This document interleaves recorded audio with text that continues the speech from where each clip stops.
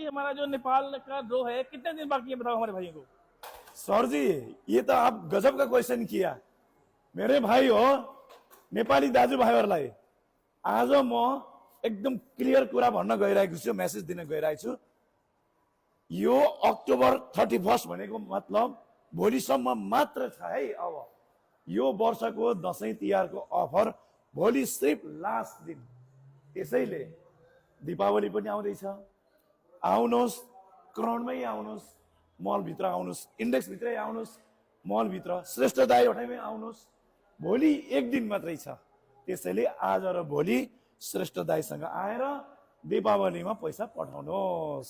अब बाँकी रह्यो 3वटा फ्रेम विजेता बन्न तपाईँहरूकै पालो हो।